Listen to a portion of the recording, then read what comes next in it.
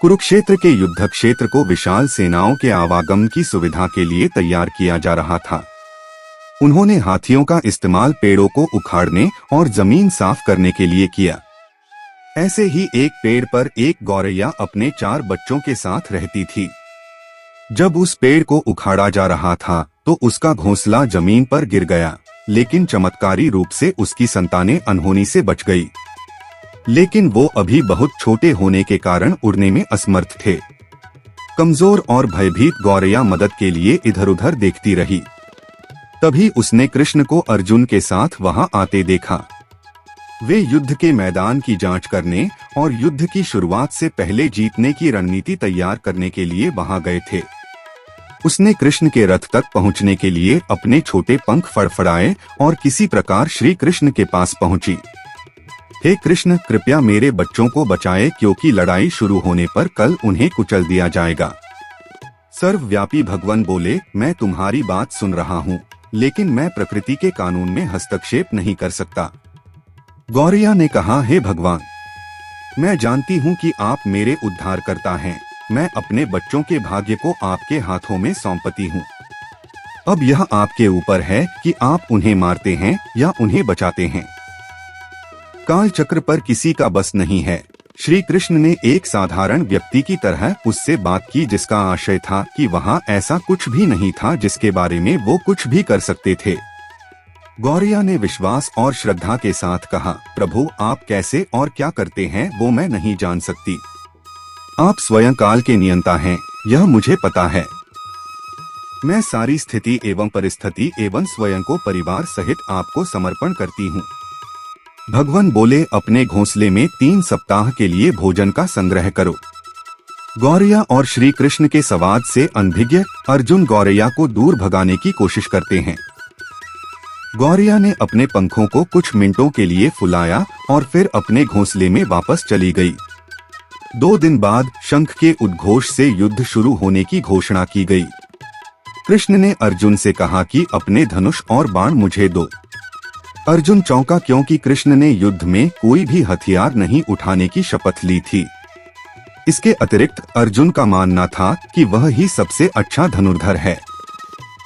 मुझे आज्ञा दें भगवान, अर्जुन ने दृढ़ विश्वास के साथ कहा, मेरे तीरों के लिए कुछ भी अभेद्य नहीं है। चुपचाप अर्जुन से धनुष लेकर कृष्ण ने एक हाथी को निशाना बनाया, लेकिन हाथी को मार के नीचे गिराने के बजाय तीर हाथी के गले की घंटी में जा टकराया और एक चिंगारी सी उड़ गई। अर्जुन ये देखकर अपनी हंसी नहीं रोक पाई कि कृष्ण एक आसान सा निशान चूक गए। क्या मैं प्रयास करूं? उसने स्वयं को प्रस्तुत किया। उसकी प्रतिक्रिया को नजरअंदाज करते हुए कृष्ण ने उन्हें धनुष वापस दिया और कहा कि कोई और कार्रवाई आवश्यक नहीं है। लेकिन केशव, आपने हाथी को क्यों तीर मारा? अर्जुन ने पूछा। क्योंकि इस हाथी ने उस गौरैया के आश्रय उसके घोंसले को, जो कि एक पेड़ पर था, उसको गिरा दिया था। कौन सी गौरैया? अर्जुन ने पूछा। इसके अतिरिक्त हाथी तो अभी स्वस्थ और जीवित है, केवल घंटी ही टूटकर गिरी है।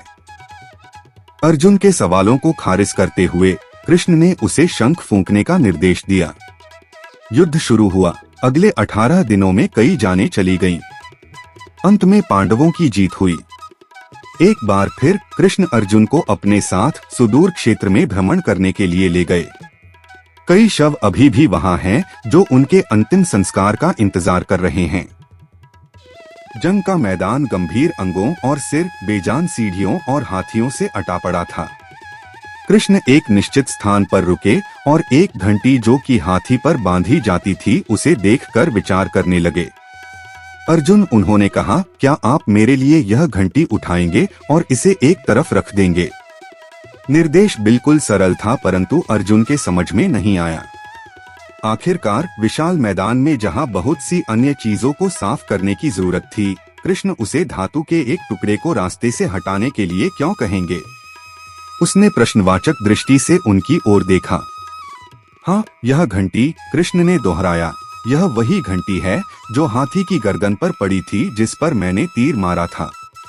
अर्जुन बिना किसी और सवाल के भारी घंटी उठाने के लिए नीचे झुका। जैसे ही उन्होंने इसे उठाया, उसकी हमेशा के लिए जैसे दुनिया बदल गई। 1, 2, 3, 4 और 5 4 युवा पक्षियों और उसके बाद एक गौरैया उस घंटी के नीचे से निकले। बाहर निकल के माँ और छोटे पक्षी कृष्ण के इर्द गिर्द मंडराने लगे एवं बड़े आनंद से उनकी परिक्रमा करने लगे।